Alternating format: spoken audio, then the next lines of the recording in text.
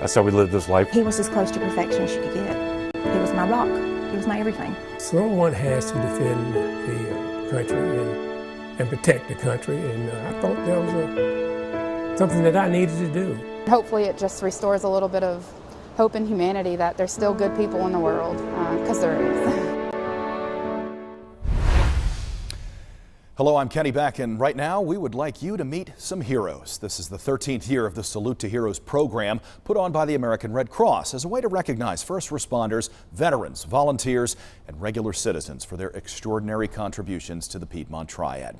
Over the next 30 minutes, we will show you what makes this year's honorees so truly special. This year, we actually have 3 posthumous winners, including Ronnie Metcalf. The Lexington fire captain was 53 years old when he gave his life keeping his community safe. People who knew him best say he was just as good of a man as he was a firefighter. It's an adjustment to have the person you've been with for 32 years just all of a sudden taken from you. Ronnie was never mad. There was not a mean bone in his body.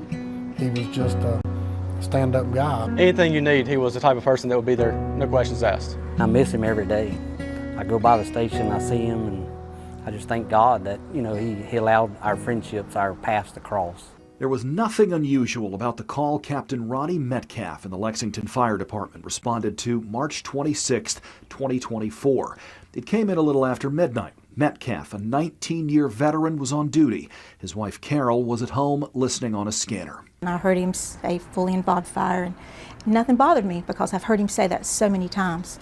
And then the next thing I heard him say was, Metcalf's not out.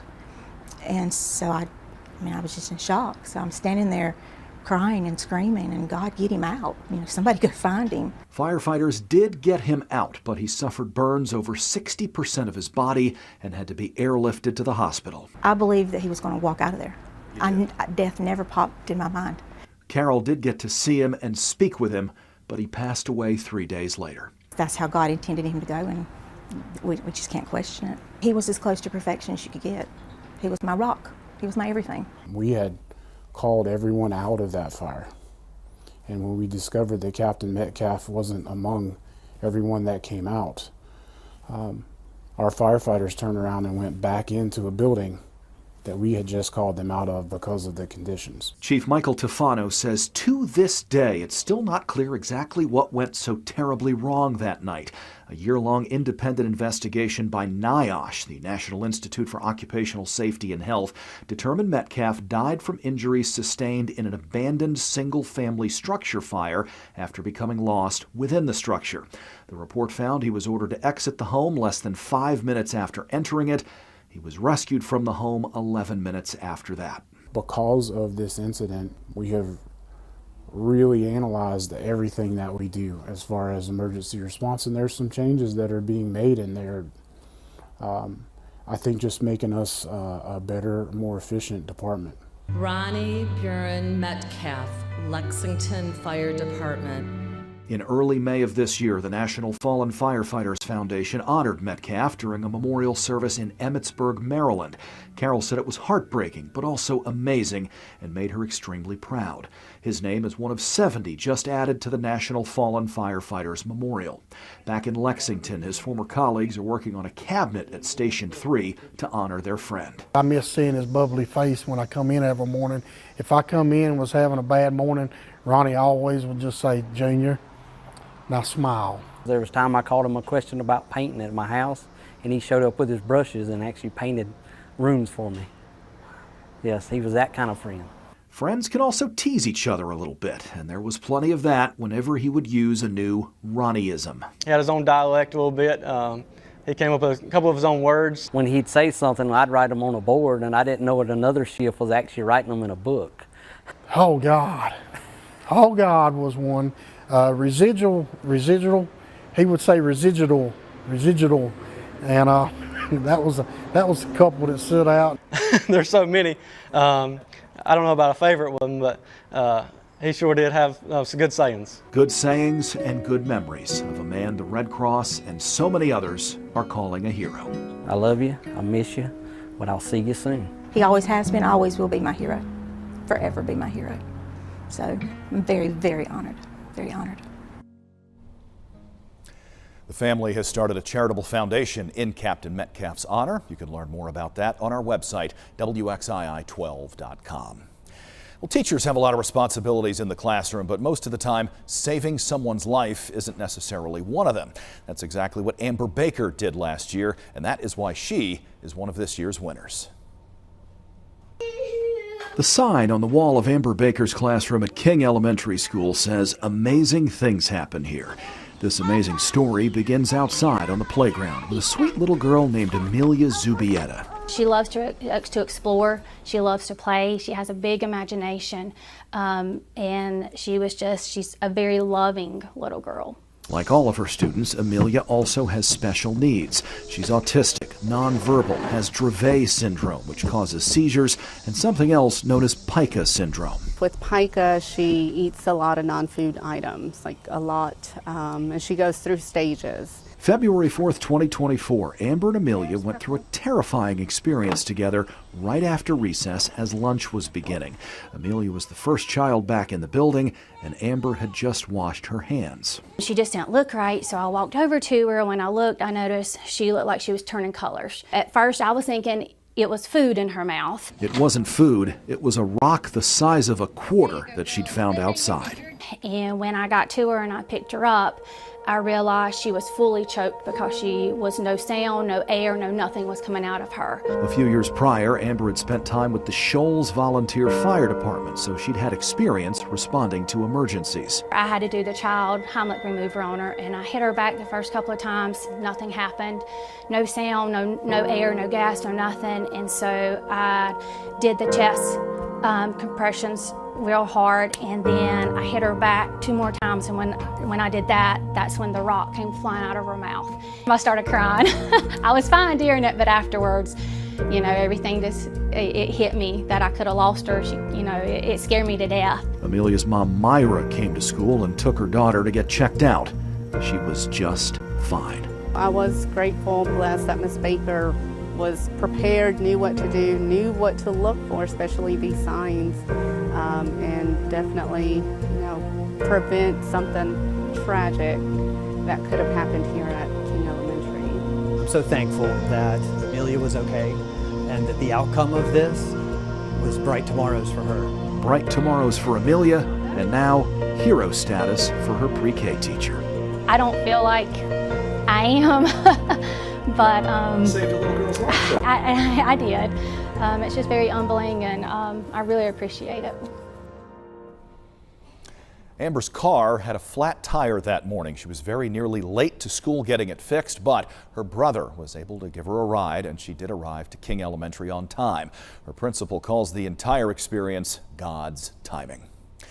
Alexis Williams isn't just a veteran paramedic in Guilford County. She's also an organ donor. Her decision to give a friend of a friend one of her kidneys nearly took away her own ability to walk. But if she had to, she says she would do the whole thing all over again. You wouldn't know it when she's walking or behind the wheel, but the fact that Alexis Williams is still able to serve Guilford County as a senior paramedic is an incredible achievement. I love being able to make a difference for people every day, and sometimes they don't need medical care. They really just need someone to talk to, and giving someone that outlet when they don't have anyone else is one of my favorite things about this job, and I don't see myself doing anything else other than that. Aside from responding to medical emergencies for almost a decade, Alexis has also experienced some herself. In 2022, I had a total hysterectomy, so I lost my ability, 28 years old, to ever have children. And that is part of what drew her to Shamaya Johnson of Rocky Mount. They first met about 6 years prior at a mutual friend's baby shower, but in the time that had passed, Shamaya was going through her own struggle: kidney failure in the 3rd trimester of her pregnancy, a premature birth, and the death of her little boy after just 2 months. She was in a dark place. I wanted to give up. I'm going to throw in the towel. I'm like, you know what? I'm just going to go ahead, go to heaven, be with my baby, and something popped up in my head that says, you know what, you promised him before he took his last breath that, you're going to fight, you're going to fight, you're going to fight. She also posted this to her social media, asking for a kidney. Making this video is something that I never thought I would have to do. Before too long, Alexis saw it and knew she wanted to help, especially if it meant someone else might be able to have a baby. I go into these dialysis centers to help people, but to give someone the actual chance to come out of a dialysis center and to live their life, someone relatively the same age as me, it was honestly a no-brainer to me. I never forget when Alexis FaceTimed me in August of last year. I was at the dentist's office and she said, "Shamaya, guess what?" She was like, "I'm a match." A month later, September 3rd, 2024, Alexis donated her kidney to Shamaya. But shortly after waking up, something didn't feel right. I was like, "Mom, I can't feel my leg. I can't move my leg. Help me." During the procedure, her left leg sustained a femoral nerve injury. It's extremely rare, and she still doesn't know how it happened, but the impact was profound. The femoral nerve is what helps give you the function to be able to use your leg and to walk and to move. The initial prognosis was she would need a walker for the foreseeable future. Captain William Botts is one of her supervisors. What she's been through would have been a career ender for probably most people. Alexis isn't most people. She's had half a dozen procedures, then in April underwent a 12-hour nerve transfer surgery in Chapel Hill. It was relearning how to use this leg to make it take a step again. She's hardly back to the way she was, but as of mid-May, she is back at work, moving a little slower than before, but she says a lot of people have no idea something's wrong. The last year has been hard, but for her, it's also been worth it. Every day I come to work, I remind myself, every time I pass a dialysis center, every time I run a call, that's my why me. I'm super, super blessed and grateful for Alexis. She has the biggest heart ever. Like, she would, if she could probably donate every organ in her body, she probably would. It's cliche, but I don't see myself as a hero. I just still see myself as a regular person that just did something out of the kindness of their heart to help the next person. And hopefully it just restores a little bit of hope in humanity that there's still good people in the world, because there is. Alexis tells me she has some good days and some bad days and still some pain and swelling, but overall she is doing okay. Our next honoree is Roscoe Pouncey Sr. He's lived a rewarding life. He was a football star in high school and college and spent more than a quarter century in local law enforcement. But the reason he caught the eye of the Red Cross is because of something he did at Fort Bragg almost 60 years ago. If they'd known back then the man Roscoe Pouncey Sr. would one day become, they probably would have spelled his name right. Before his time in the military, he was a football star, two-time All-State at Atkins, then part of the 1963 CIAA championship team at North Carolina College, which is now NC Central. Less than a year later, Pouncey enlisted in the Army. Someone has to defend the country and protect the country, and I thought that was something that I needed to do. This was right in the middle of the Vietnam War. After Pouncey spent time in Korea, the Army brought him back to the States to train to become a drill sergeant. I think it was my stature. I was in good shape. I was sharp, and I knew what I was doing. 6 weeks later, May of 1966, he was back in his home state of North Carolina, where he became the first black drill sergeant in Fort Bragg history. Eventually, they got more as time progressed, but I was the first one there because I was the only one in the class. It wasn't difficult because we had a lot of camaraderie. We understood each other, and there was rules and regulations that we had to follow. As a drill sergeant, what we try to do is transform a young civilian or a recruit into a soldier that could go to the battlefield. The highlight was really seeing them complete the 8 weeks of training and being able to march and cadence and then step, and that really made me feel proud. I really enjoyed it, from day one to the 8th week, because when they come in, they can't even make a bed. We do everything for them. Pouncey says he struggled knowing that most of his soldiers would be sent to Vietnam, and they wouldn't all make it home. And by September of 1967, his time in the military was over. That was hard, because when we were released from the service, we were not welcome home. They would spit at you and call your names and things like that. In 1969, at the age of 25, he began his second career in law enforcement. I can remember a time I went to a house on a regular call as a patrolman, and I was told that they didn't want to see no in person to take their call. And it hurt, but we called another car and the job was done, and you had to keep going. Pat Norris, who was Winston-Salem's police chief from 2004 to 2008, served under Pouncey in the 90s. The exterior was a toughness, but the interior person was very giving, kind, definitely liked to share knowledge with you. I know at the police department, he was definitely a role model for all of us as African Americans coming through. Pouncey retired from the Winston-Salem Police Department in 1994 with the rank of captain. I think by being in the military, you learn discipline, you learn teamwork, and it really carries over to the police department. Now, the American Red Cross says this trailblazer who turned 81 back in February is a hero. It's good to be recognized for your service. And most of the time when you think of being a hero, you don't save somebody's life, but I guess by serving my country and serving my community it makes me a hero, and I appreciate it. Pouncey was able to go on a Triad honor flight in April of 2024 with his son. He says getting to see patriotic monuments and memorials dedicated to his service, then receiving a hero's welcome home at the airport that night, helped to heal a lot of old wounds. We have more heroes to tell you about in this broadcast, including a police officer who died in the line of duty just 2 days before Christmas. Mike Horan's story in the words of those who loved him when we return.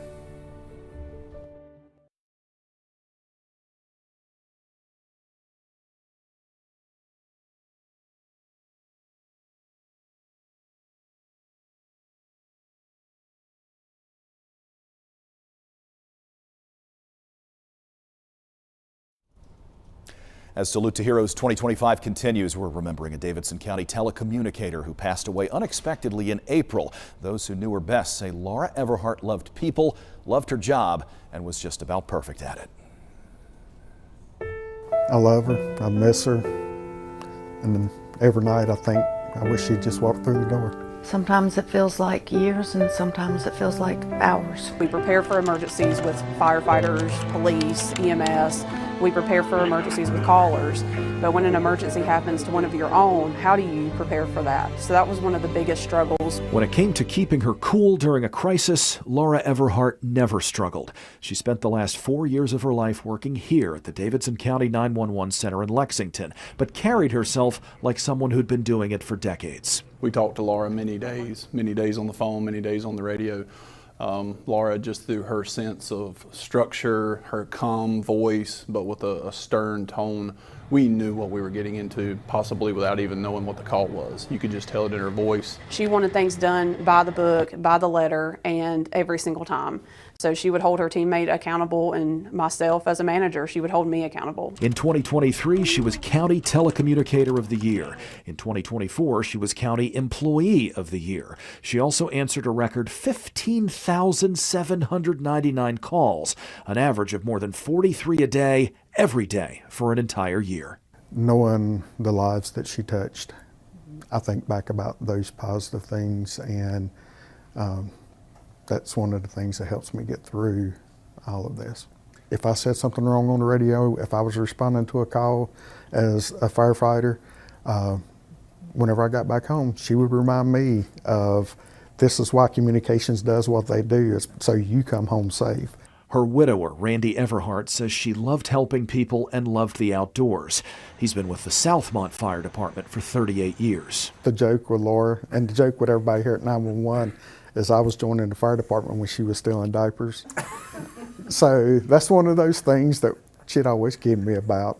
But, you know, she'd kid me about that, and she'd kid me about she took my man car deer hunting, because every time somebody would kill the biggest deer of the year, it was always her. Randy and Laura's time together came to a sudden and unexpected end in April. We were actually at home. She said she had some indigestion, and next thing you know, She had quit breathing. I did CPR to fire and EMS got there, and they transported her to the medical center. That was on a Friday night.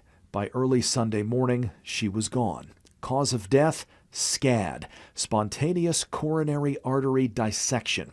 She was just 39 years old. Is there any family history or any prior indicator about this SCAD? None. Absolutely none. She was an athlete from elementary school up through college, and she was very fit. She had a strong heart. She's also had an undeniable impact on her coworkers and emergency responders in her community. That's why the American Red Cross says Laura Everhart is a hero. Honored. I got chill bumps now just thinking about it. I was very happy, very proud.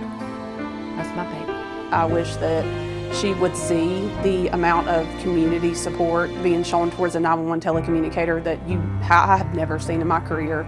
God needed her more than me. I don't understand that, but it's not for me to know. Laura holds one more Davidson County 911 call center record. In her career, she made an incredible 7 CPR saves over the phone, where she talked someone through the process of getting a pulse for the victim and then getting that person to the hospital alive. Susan Steed has been a Red Cross volunteer for more than a decade, but the work she did last year in Western North Carolina just might be the most important she's ever done.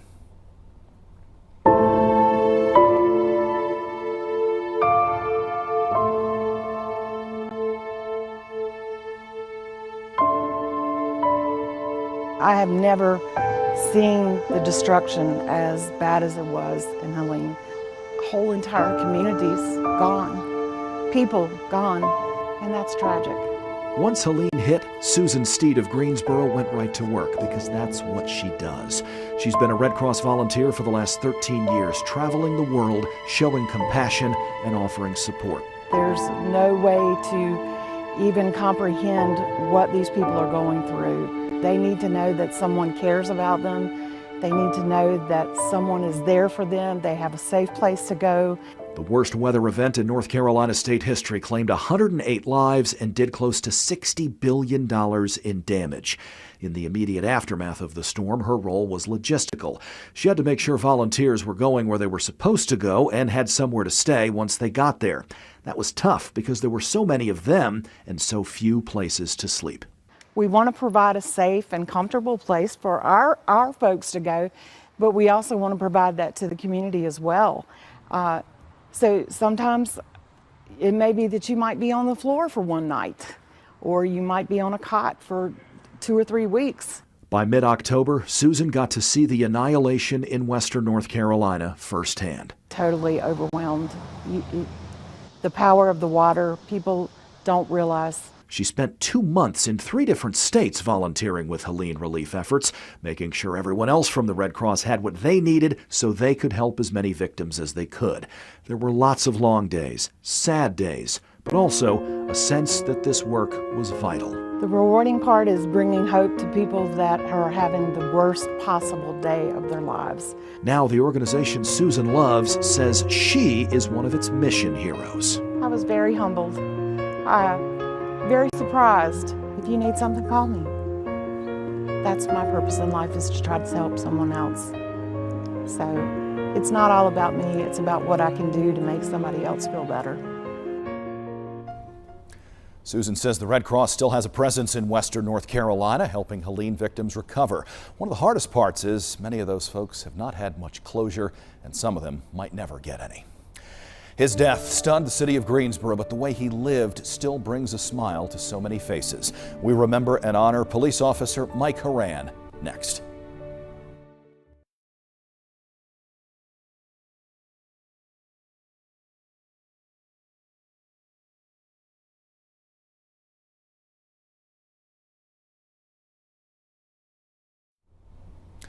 By now, most people around here are familiar with Mike Horan's story. He's the Greensboro police officer who was shot and killed 2 days before Christmas, responding to a call inside of a grocery store. We spent months speaking with people who were closest to him to learn more about him and about this posthumous honor.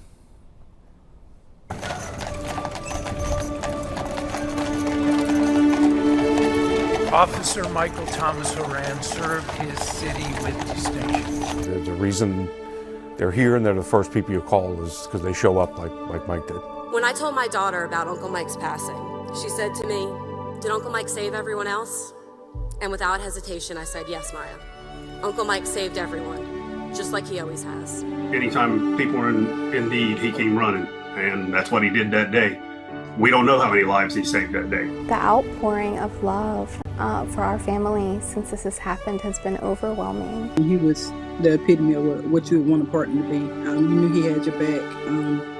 Going into every call, you can look right there and he'd be right beside you. My canine is Canine Horan.